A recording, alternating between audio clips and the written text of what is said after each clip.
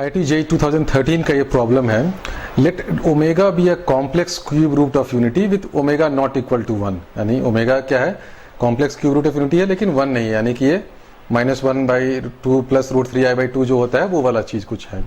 And P is a matrix be an n/n matrix with Pij, यानी कि जो उसका जो i रो और jth कॉलम का जो एलिमेंट है that is equal to omega to the power i plus j।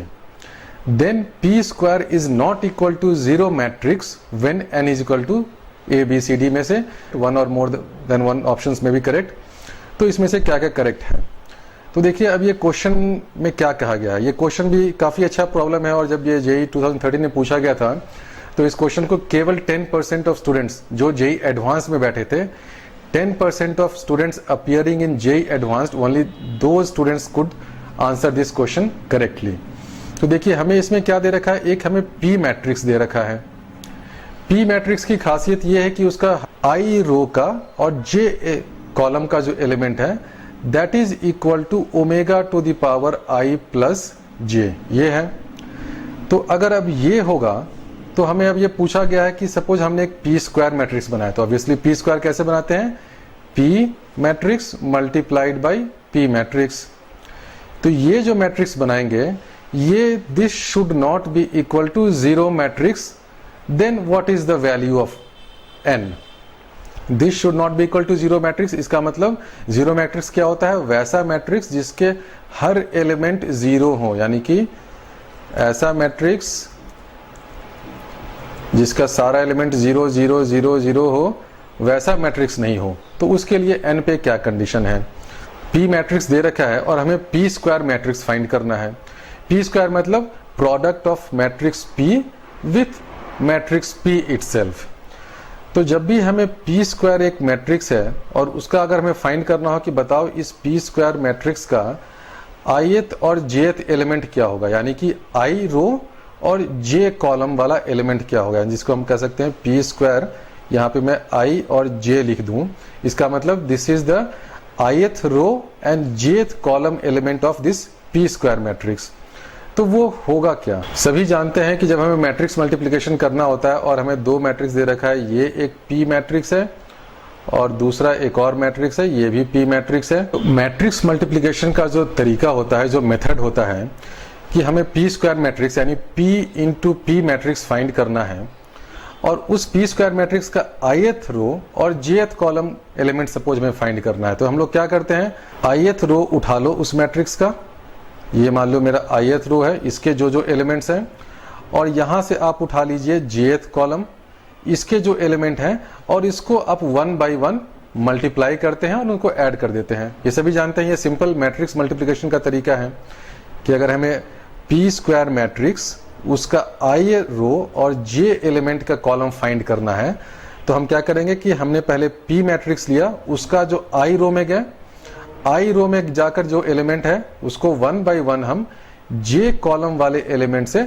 Multiply करते जाएंगे। तो I रो में आप जाएंगे तो वहां पे क्या क्या आपको मिलेगा, पहले तो आपको मिलेगा ओमेगा I प्लस 1 मिलेगा, फिर आपको ओमेगा I प्लस 2 मिलेगा, उसी तरह ओमेगा I प्लस 3 से लेकर ओमेगा I प्लस n तक मिलेगा।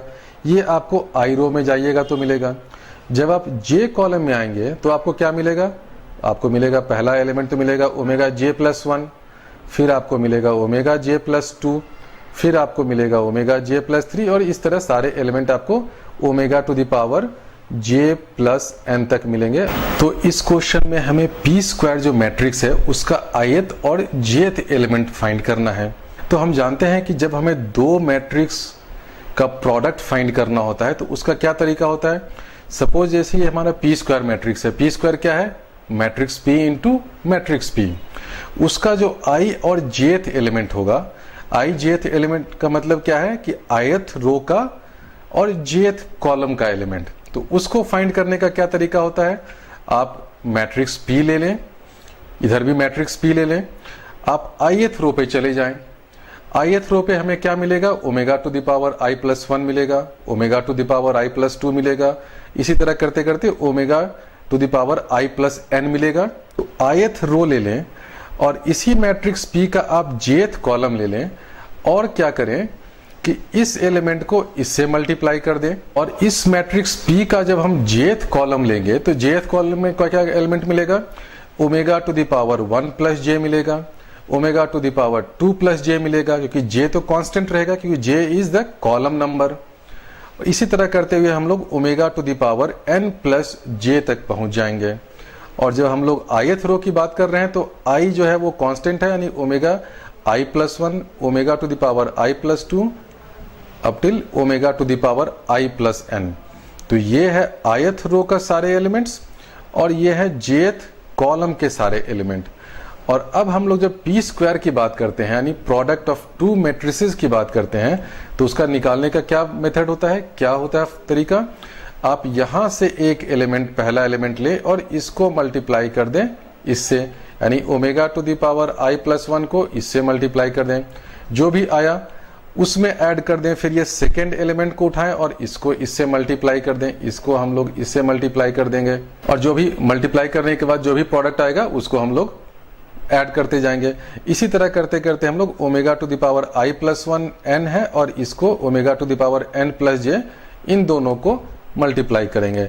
तो अब हम देखें कि पी स्क्वायर जो है वो क्या होगा। तो जो मेरा पी स्क्वायर मैट्रिक्स है उसका अगर मैं ith रो और jth कॉलम के एलिमेंट की बात करूं तो क्या होगा, सबसे पहले उसमें omega to the power i plus 1 into omega to the power 1 plus j, उसके बाद आएगा omega to the power i plus 2 into omega to the power 2 plus j, और इसी तरह ये ऐड करते जाएं और लास्ट में आएगा omega to the power i plus n into omega to the power n plus j।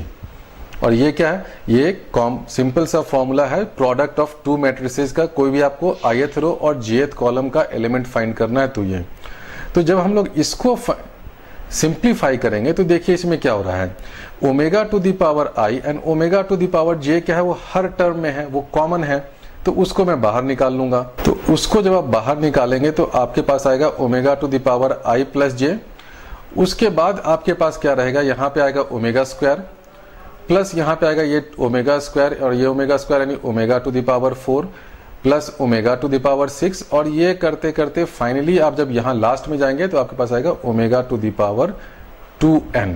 ith row और jth कॉलम का एलिमेंट ऑफ पी स्क्वायर क्या है, omega to the power i plus j plus this whole thing. अब ये whole thing क्या है, ये एक ज्योमेट्रिक सीरीज है जिसका फर्स्ट टर्म ओमेगा स्क्वायर है और ये n टर्म का सीरीज है, तो इसको आप बहुत आसानी से इसका निकाल सकते हैं सम।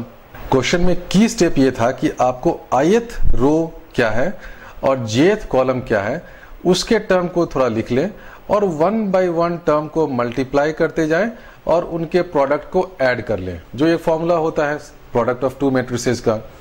जब आप इसको मल्टीप्लाई करके ऐड करेंगे तो आपको ये एक्सप्रेशन आ जाएगा जिसमें omega to the power i plus j जो है वो कॉमन है, इसलिए इसको मैंने ब्रैकेट में बाहर निकाल लिया।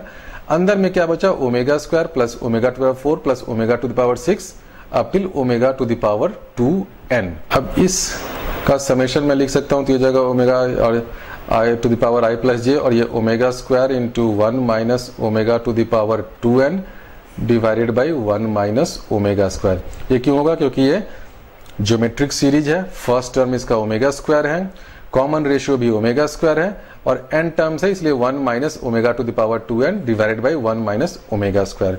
यानी ये आपका पी स्क्वायर मैट्रिक्स का ith रो और jth कॉलम का ये एलिमेंट होगा। तो अब देखिए क्वेश्चन में हमसे क्या पूछा गया है कि what is the value of n such that P square is not equal to 0। तो इसको मैं दूसरे तरीके से भी पूछ सकता हूं कि what is the value of n such that P square is equal to 0, यानी कि पी स्क्वायर जो मैट्रिक्स है वो मेरा जीरो मैट्रिक्स के बराबर है। यानी जीरो मैट्रिक्स का मतलब क्या है कि पी स्क्वायर जो मैट्रिक्स है उसके हर एलिमेंट को जीरो होना है। तो हर एलिमेंट को जीरो होने का मतलब क्या है कि इस चीज को जीरो होना पड़ेगा। अब देखिए ये चीज क्या है, omega to the power i plus j, ये तो कभी जीरो होता ही नहीं है क्योंकि ओमेगा का पावर क्या होता है, या तो 1 होगा अगर आप omega cube omega to the power 6 लें तो, या ओमेगा होगा या ओमेगा स्क्वायर होगा। जीरो तो ये हो नहीं सकता, ये तो बोलेगा मैं तो जीरो होगा ही नहीं, ओमेगा स्क्वायर तो ऑब्वियसली जीरो नहीं है। तो अगर आपको इस पी स्क्वायर मैट्रिक्स के किसी भी आर्बिट्ररी एलिमेंट को अगर आपको दिखाना है कि जीरो है, इसका मतलब क्या है, ये टर्म को जीरो होना पड़ेगा।